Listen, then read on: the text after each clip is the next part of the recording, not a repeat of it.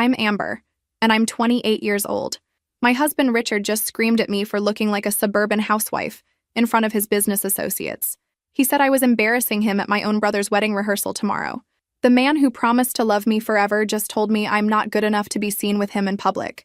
3 hours of getting ready, apparently wasted on someone who thinks I'm beneath him. Where are you watching from today?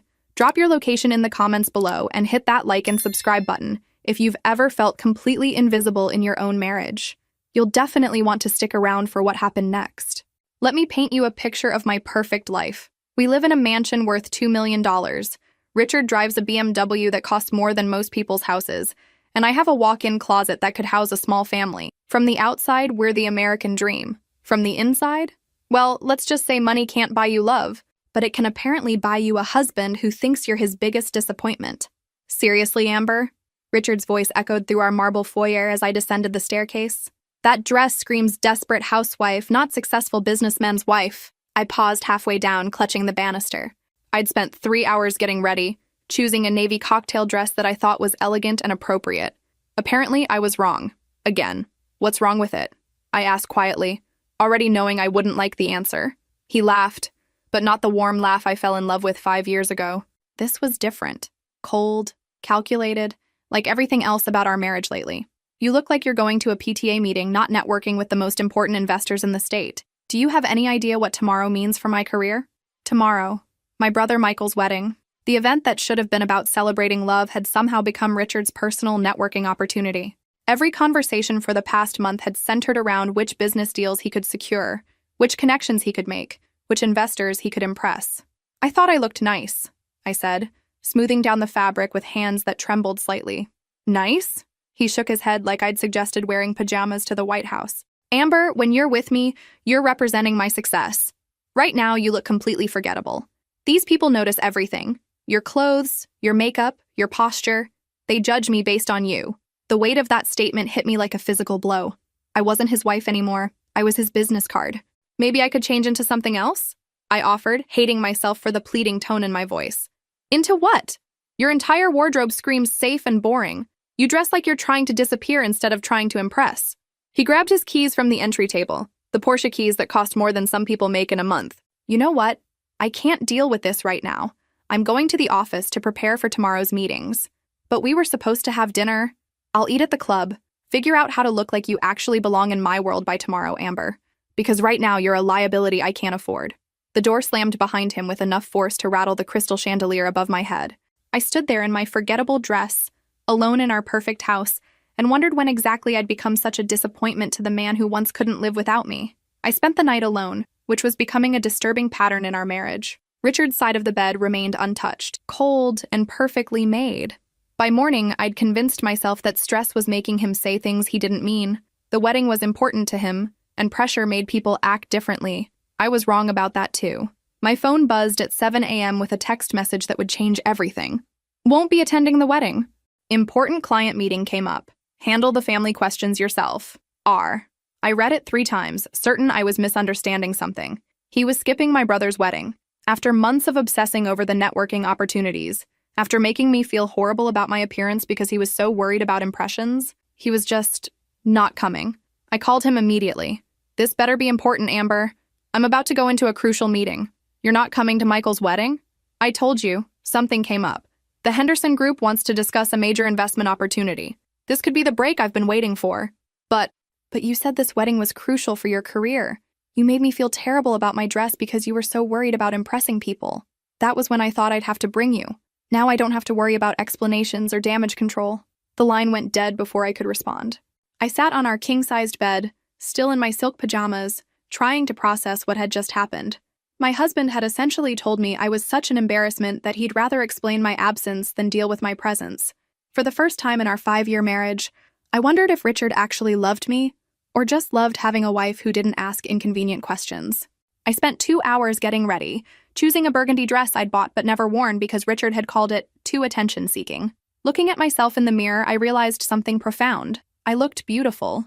More than beautiful, I looked confident. When had I stopped trusting my own judgment about my own reflection? At the church, my mother immediately noticed Richard's absence like a bloodhound detecting scandal.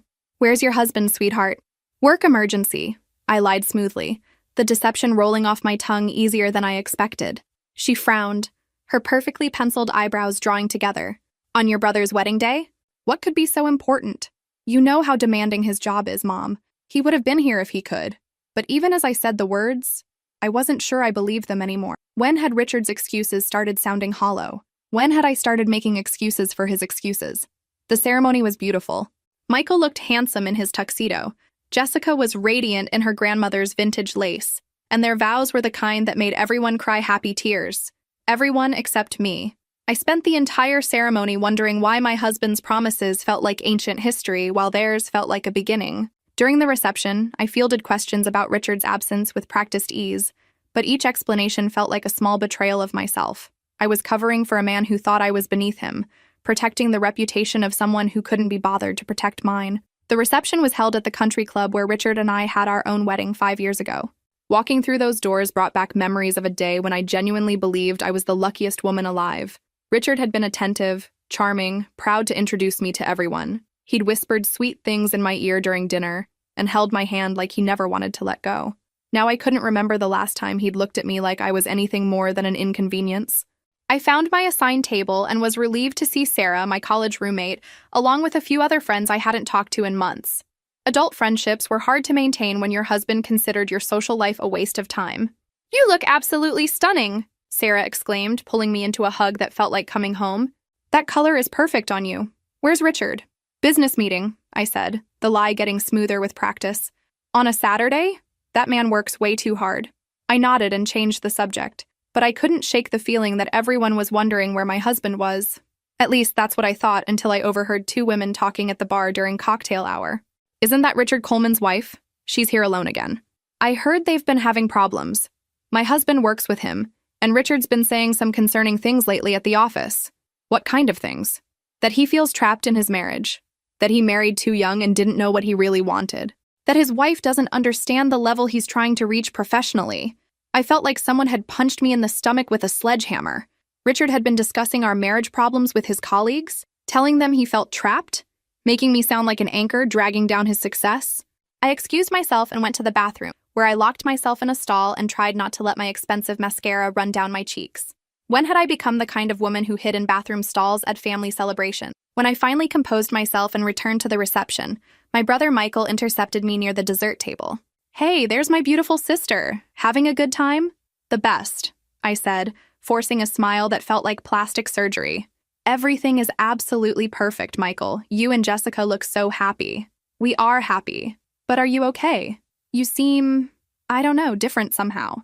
"Just tired. It's been a long week with all the wedding preparations." He studied my face with the protective intensity that only big brothers possess. "Amber, if something's wrong, you know you can talk to me, right?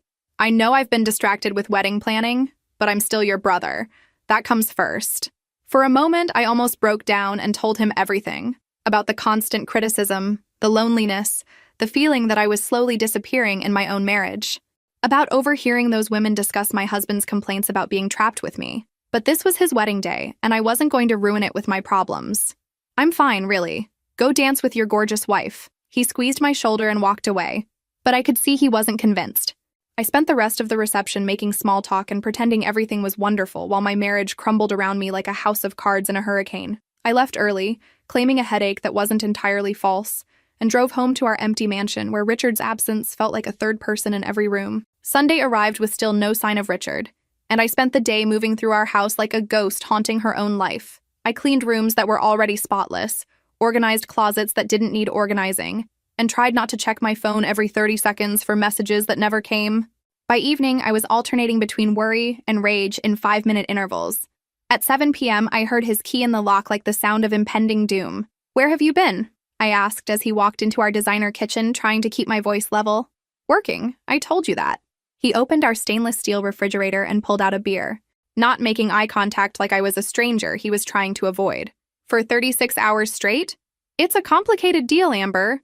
You wouldn't understand the intricacies involved in high-level business negotiations." There it was again, the subtle dismissal wrapped in condescension, the implication that I was too simple to grasp his important adult world. "Try me." He sighed like I was a child asking why the sky was blue. "The Henderson Group is considering a massive investment in my firm. We're talking about tens of millions in new capital. I can't afford any distractions or mistakes. Your wife attending her brother's wedding is a distraction? When she shows up looking like... He gestured vaguely at my casual Sunday clothes. Never mind. The point is, some things are more important than social obligations. I was wearing jeans and a t-shirt, normal clothes for a Sunday at home, but under Richard's critical gaze, I felt slovenly and inappropriate. Richard, we need to have a serious conversation about what's happening between us. Nothing's happening between us. You're being overly dramatic about normal marriage challenges. I heard people at the wedding talking about our problems, about you feeling trapped.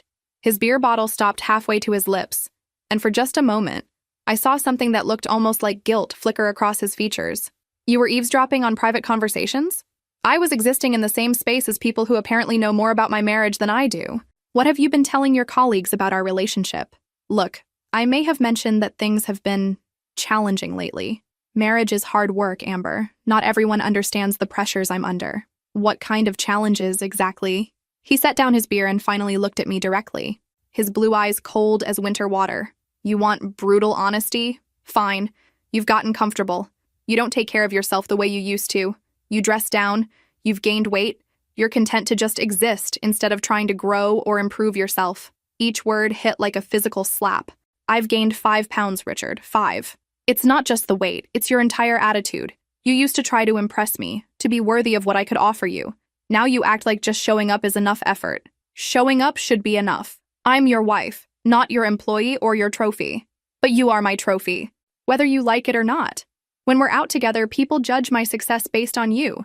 And lately, I haven't been proud of what they see. The silence that followed was deafening. We stood in our granite and marble kitchen, surrounded by evidence of wealth and success, and I felt poorer than I'd ever felt in my life. I think I need some space to process this, I said quietly. Space from what? This conversation? Space from you. For the first time all weekend, Richard looked genuinely surprised, like it had never occurred to him that I might have limits to what I would tolerate. That was his first mistake. His second mistake was what he did the next day. I spent that night in our guest room, staring at the ceiling and replaying 5 years of marriage like a highlight reel of my own diminishing self-worth. When had Richard's suggestions become demands? When had his criticism become constant? When had I become someone who apologized for disappointing him instead of someone who expected to be cherished? The next morning, I made a decision that would change everything.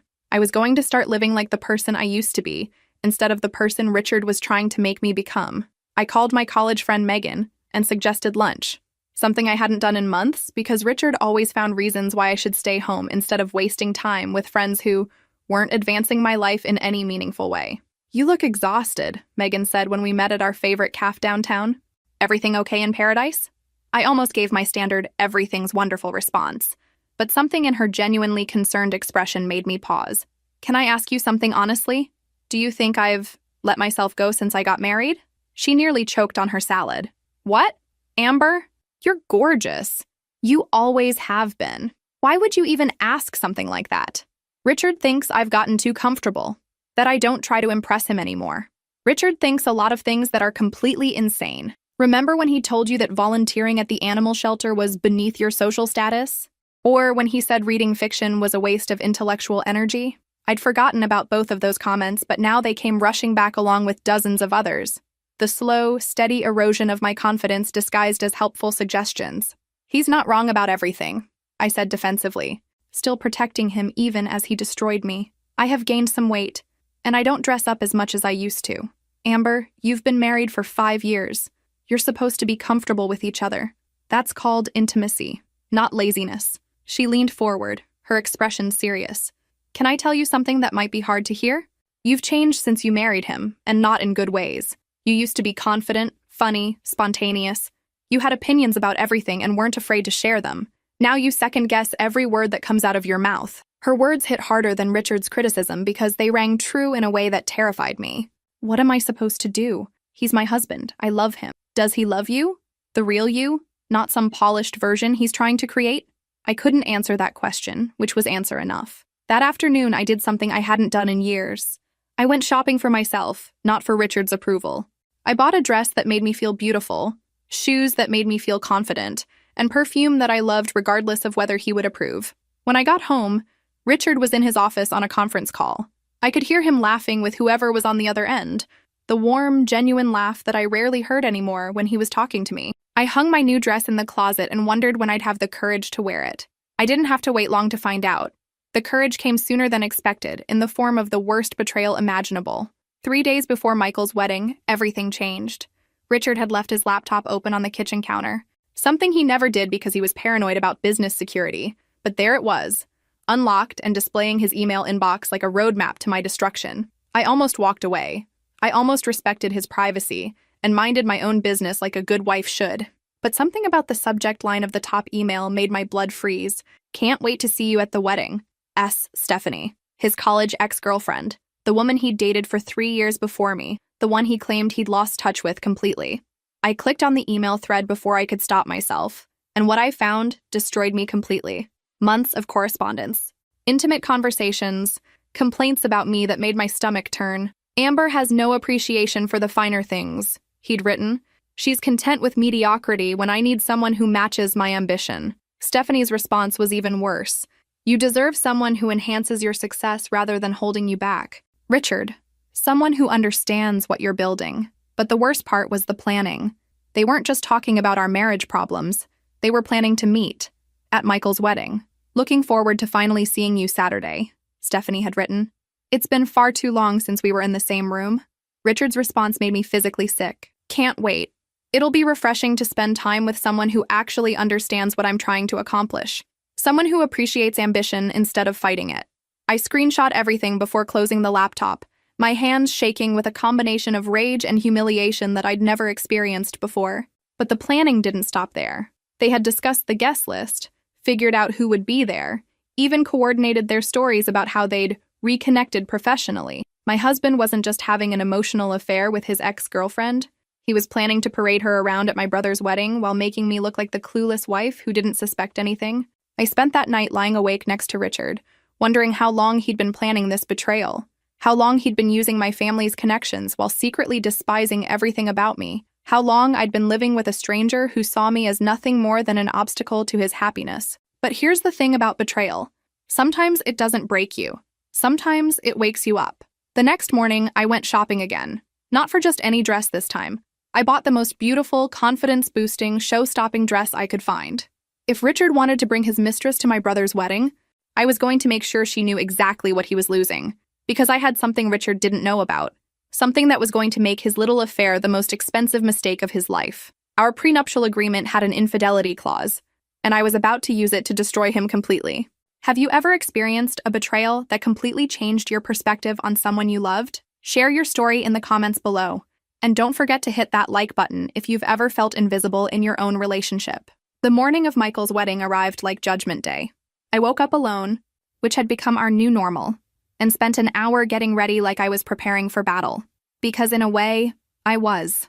I put on the emerald green dress I'd bought specifically for this day, the one that made my eyes look incredible and my figure look amazing. I did my hair in loose curls that framed my face perfectly, and I applied makeup with the precision of a war paint artist.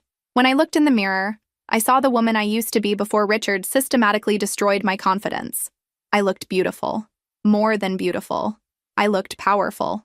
Richard took one look at me and lost his mind. Are you out of your damn mind with that dress? You look like you're trying to upstage the bride. It's green, Richard. Jessica's dress is white. I'm hardly competing with her.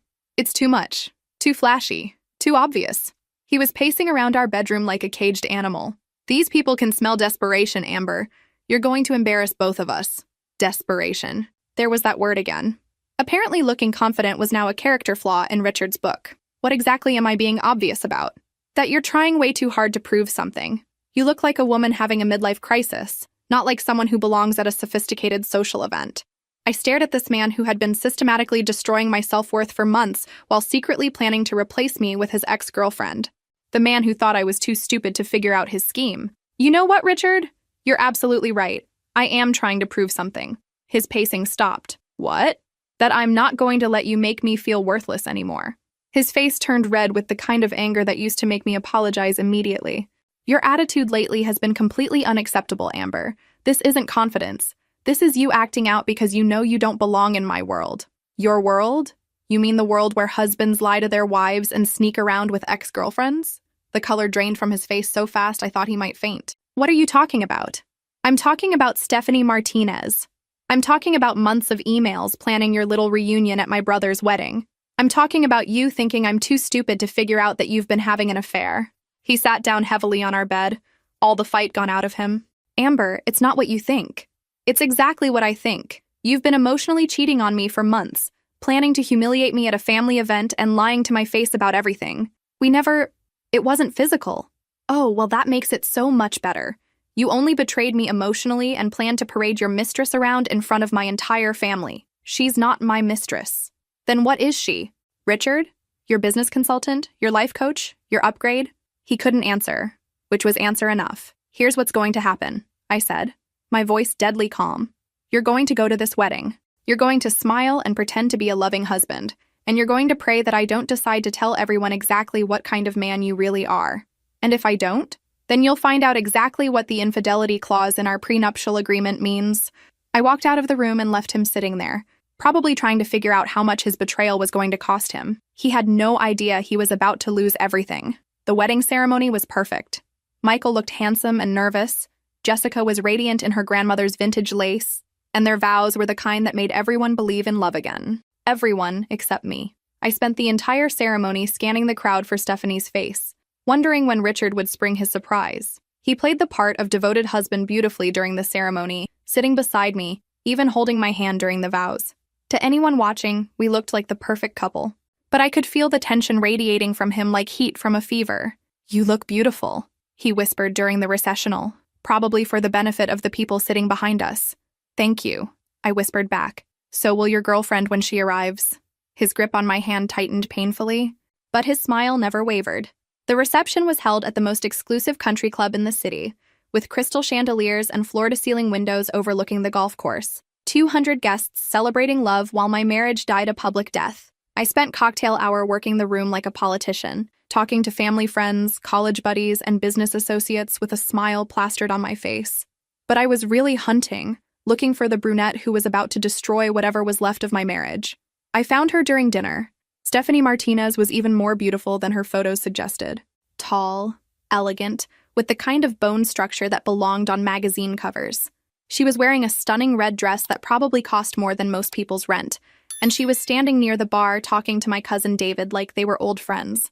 She didn't see me approaching, but David did. Amber, come meet my new friend Stephanie. She just moved back to town and was telling me about her work in corporate consulting. Stephanie, I said warmly, extending my hand. How lovely to meet you. I'm Amber, the bride's sister-in-law. She shook my hand with a smile that didn't quite reach her eyes. Of course. I've heard so much about you. Have you? That's interesting, since I've never heard of you at all. David excused himself with the survival instincts of someone who recognized female warfare, leaving us alone at the bar. You're Richard's wife, she said. And it wasn't a question. I am. And you're Richard's, what exactly? Business associate? Old friend? Something else entirely? We have a complicated history. I'm sure you do. Complicated enough that he felt the need to hide it from his wife? She had the grace to look uncomfortable. I think there might be some misunderstanding here. Oh, there's no misunderstanding. I've read every email, Stephanie. I know exactly what you two have been planning. Her composure cracked just slightly. I see. Do you? Because I'm not sure you understand the position you've put yourself in, coming to my family's wedding as the other woman. That takes either tremendous courage or tremendous stupidity. I was invited. By whom? She couldn't answer that.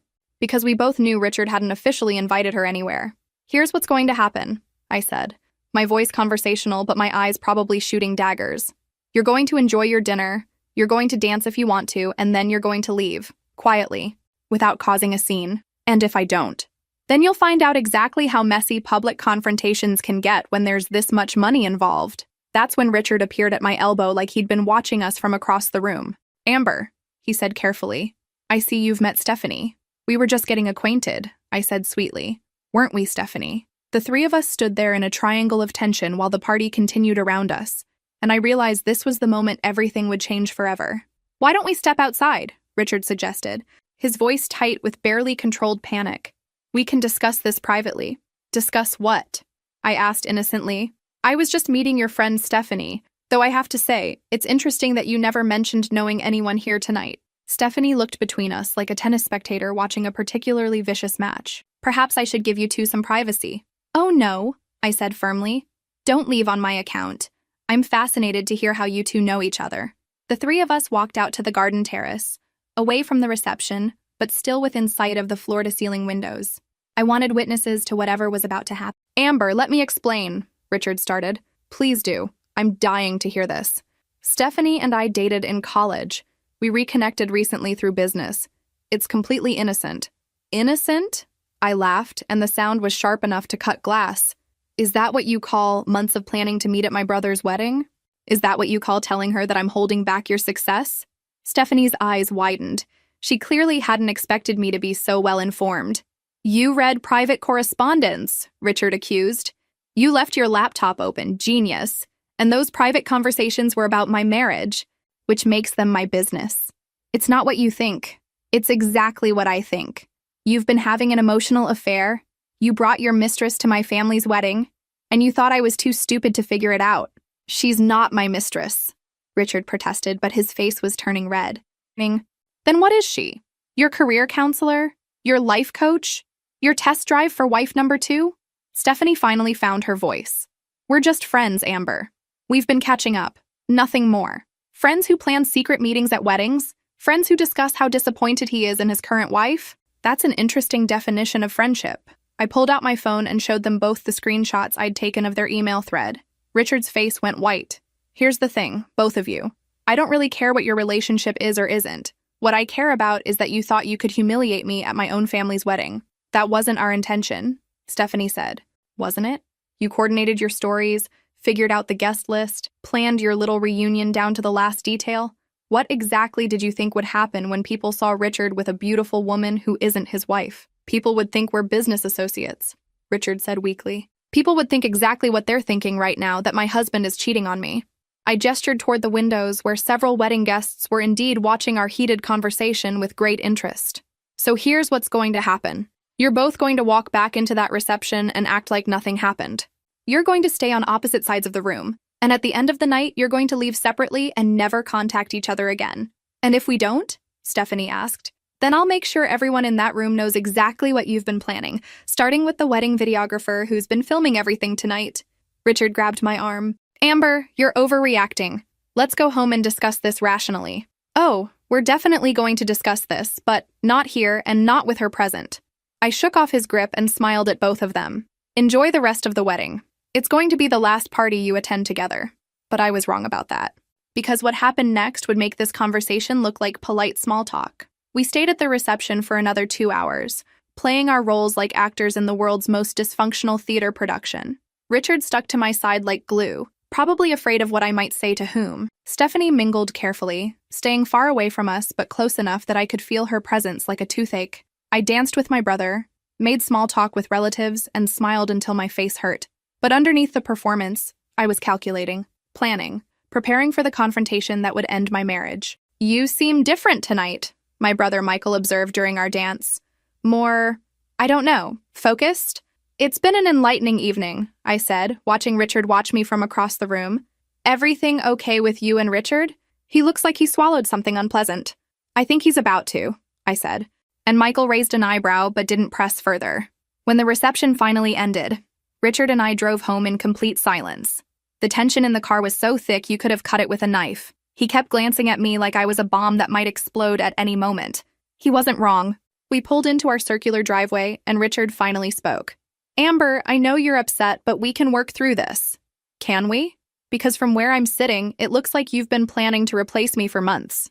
That's not true. Isn't it? Let me ask you something, Richard. When exactly were you planning to tell me about Stephanie? Before or after you filed for divorce? His silence was deafening.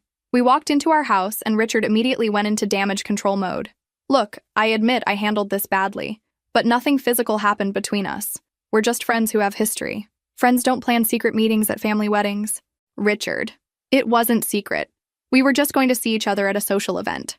Without telling your wife. That's literally the definition of secret. He sat down heavily on our white leather sofa, and for the first time he looked genuinely defeated. What do you want me to say, Amber? That I've been unhappy? That I've been questioning our marriage? Fine. I have been. Thank you for finally being honest. But that doesn't mean I want a divorce. It doesn't mean I don't love you. It just means you love the idea of someone else more. That's not fair. You know what's not fair, Richard? Finding out your husband thinks you're a disappointment by reading his emails to another woman. Finding out he's been planning to parade his ex-girlfriend around at your brother's wedding. Finding out that the man you've been trying so hard to please thinks you're not worth the effort. I never said that. You said I was holding back your success. You said I didn't appreciate the finer things. You said you needed someone who matched your ambition. What exactly did you mean by all that? He couldn't answer because we both knew what he'd meant. Here's the thing, Richard. You were right about one thing. I have been holding back your success, but not in the way you think. What do you mean? I mean that for 5 years. I've been supporting your career, managing your social obligations, and making you look good to everyone who matters. And I've been doing it while you've been tearing me down piece by piece. That's not what I was doing, isn't it? When was the last time you complimented me without following it with a criticism?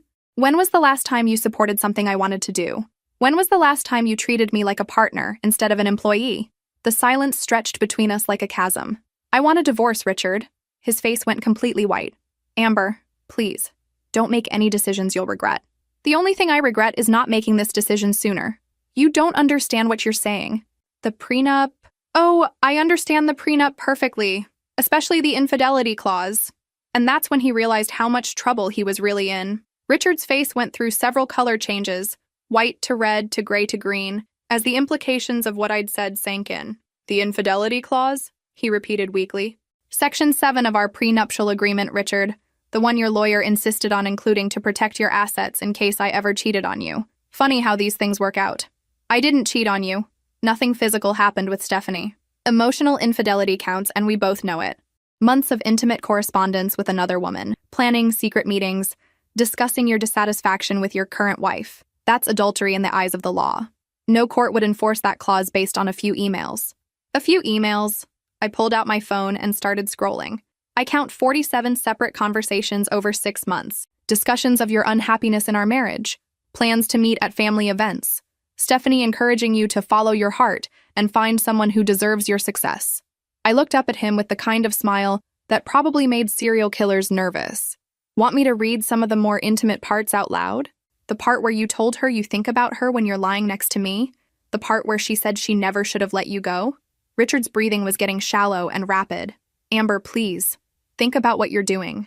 If you invoke that clause, I lose everything. The business, the house, the investments. Everything I've worked for. Yes, you do. That would destroy me. Good. You can't mean that. I absolutely mean that. You spent months planning to humiliate me, Richard. You brought your mistress to my brother's wedding. You've spent our entire marriage making me feel like I'm not good enough for you. Now you get to find out what losing everything feels like. He stood up and started pacing again, his panic increasing by the minute. Amber, I'll end things with Stephanie completely. We'll go to counseling. I'll do whatever you want. What I want is for you to experience the same humiliation you put me through. What I want is for you to lose everything you think makes you important. What I want is for you to find out what it feels like to not be good enough. Please, I'm begging you. Don't do this. Begging?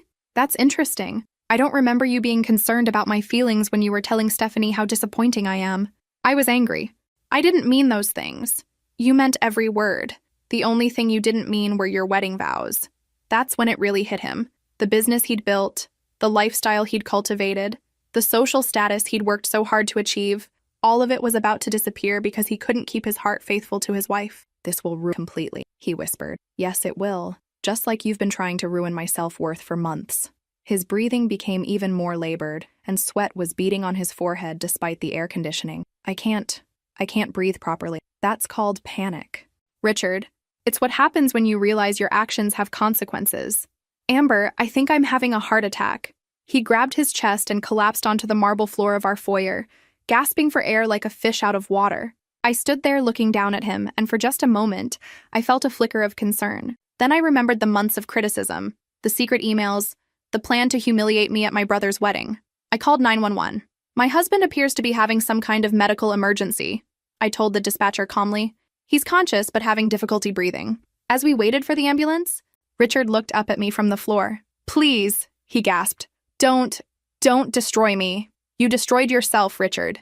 I'm just filing the paperwork. The paramedics arrived within minutes and determined he was having a panic attack, not a heart attack. They loaded him onto a stretcher anyway for observation at the hospital.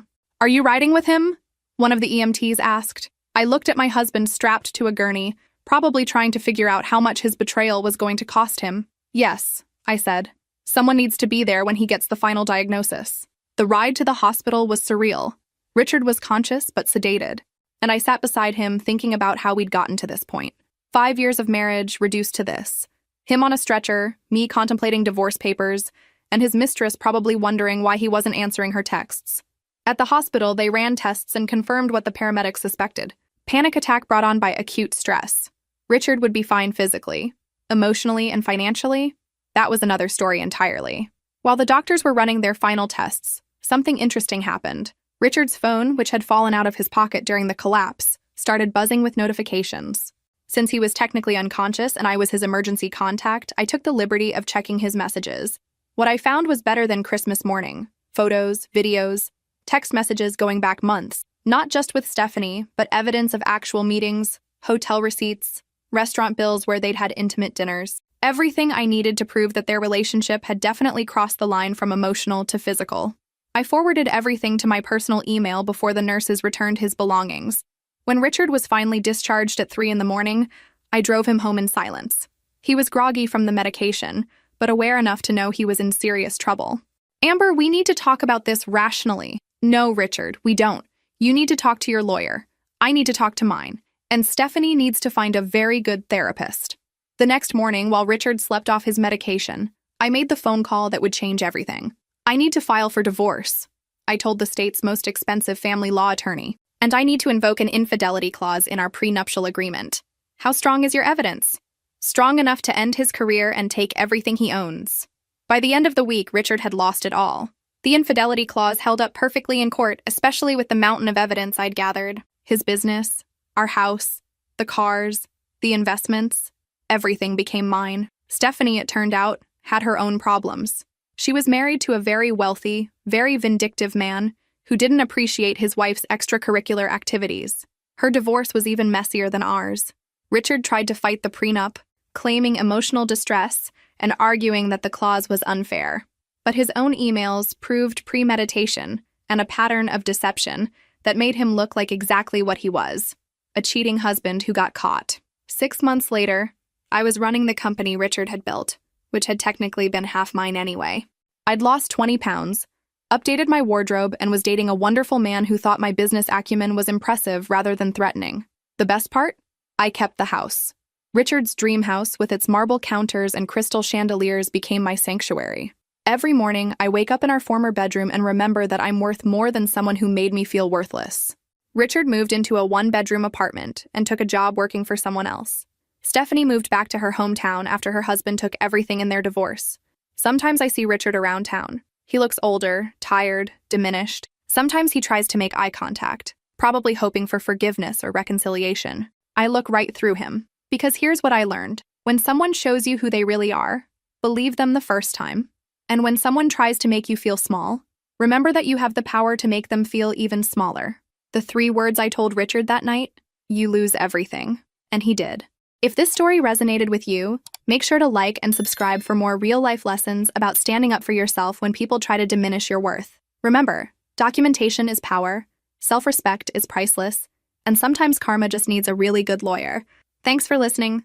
And remember, never let anyone convince you that you're not good enough. You are enough exactly as you are.